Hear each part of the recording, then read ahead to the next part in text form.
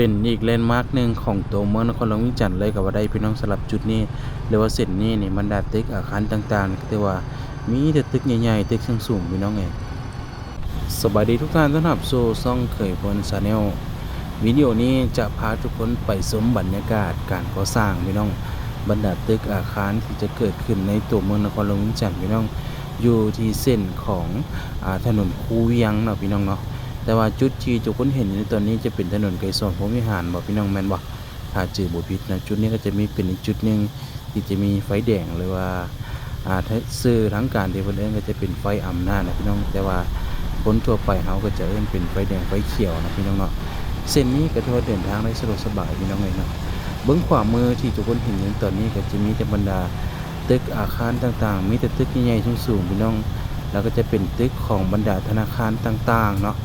ทั้งภายในและต่างประเทศที่เพิ่นมาเปิดเป็นสาขาหรือหน่วยบริการเนี่ยเบื้องซ้ายมือก็จะเป็นตลาดเซาหม้อพี่น้องเนาะตลาดเซาหม้อนครหลวงวิจันทร์พี่น้องเนาะแต่ว่าจุดนี้ก็จะมีแต่ไฟแดงพี่น้องขอบเขตนี้เนาะไฟแดงนี่หลายสุดพี่น้องสำหรับนี้นะครับนี่เห็นว่าด้านหน้าก็จะมีบรรดาป้ายโฆษณาต่างๆพี่น้องเนาะเดี๋ยวเขาจะเดินทางไปโตมุ่งหน้าไปหาถนนคูเวียงพี่น้องเนาะนี่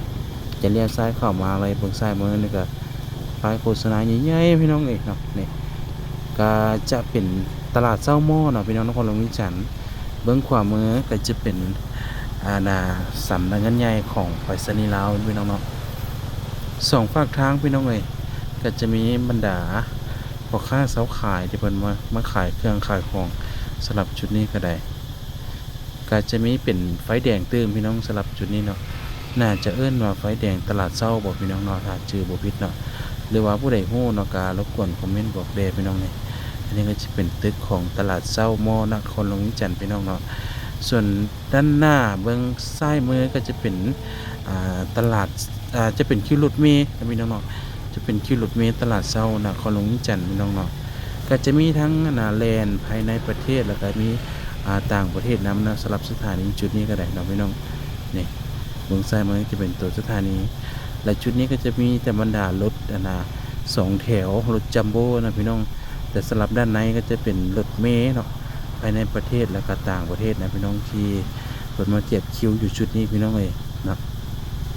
สำหรับเส้นนี้ก็เป็นอีกเส้นหนึ่งเนาะที่ค่อนข้างจะมีการพัฒนาในแบบไว้เก่ากระโดดเลยพี่น้องเนาะก็จะมีบรรดาตึกอาคารต่างๆพี่น้องแต่ว่าตั้งเด่นตั้งงานนะแล้วก็จะมีบรรดาศูนย์การค้าใหญ่ๆดังๆในตัวเมืองนครหลวงวิจันทร์เนาะก็ถือว่าเส้นนี้ก็เป็นเส้นหนึ่งที่แลนด์มาร์คเลยนะในตัวเมืองนครหลวงวิจันทร์พี่น้องเนาะเบื้องขวามือที่ทุกคนจะเห็นต่อไปนี้ก็จะเป็นตึกอาคารอีกตึกหนึ่งที่กำลังมีการก่อสร้างในปัจจุบันนี้ก็ถือว่าคาดการว่าจะมีการเปิดตัวในไม่ไวนี้แน่นอนพี่น้องเนาะเนี่ยเห็นบ่เป็นกำลังมีการก่อสร้างเนาะสำหรับเบื้องซ้ายมือก็จะเป็นศูนย์การค้าพักสั้นพี่น้องนครหลวงวิจันทร์เนาะสำหรับต้นไม้ขอบเขตนี้เพิ่นก็จะมีการตัดออกแดดต่อออกแดดนะพี่น้องเนาะแต่ว่าตะกี้ที่เพิ่นยังบ่ทันมีการตัดต่อออกนี่ก็ถือว่าผู้ที่เดินทางเนาะในต้นสวยๆนี่ก็ถือว่าได้พักห่มไปพร้อมพี่น้องก็ถือว่าอากาศก็ถือว่าเย็นดีนะพี่น้องนี่เห็นบ่คือจุดนี้นี่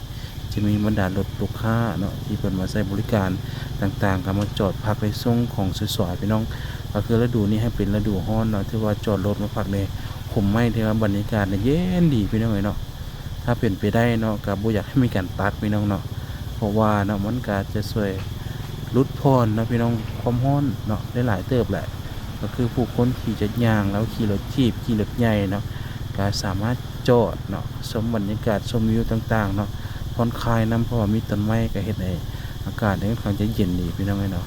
และนี่ก็จะเป็นบรรยากาศการอัปเดตในเส้นทางโลตึกอาคารในตัวเมืองนครหลวงวิจันทร์พี่น้องเนาะนี่วงซ้ายมือก็จะมีการก่อสร้างให้กันพี่น้องเนาะเดี๋ยวทำให้กันคืบหน้าจังใดเดี๋ยวแอดจะมาอัปเดตให้ทุกคนได้เบิ่งได้ชมกันเติมพี่น้องเนาะสำหรับวิดีโอนี้ก็จบกันนี้ก่อนนะพบกับวิดีโอใหม่เนาะก่อนจากกันไปอย่าลืมฝากคอมเมนต์กดไลค์กดแชร์แอดเด้อพี่น้องเนาะสำหรับคลิปนี้พี่น้องไปแล้วสบายดี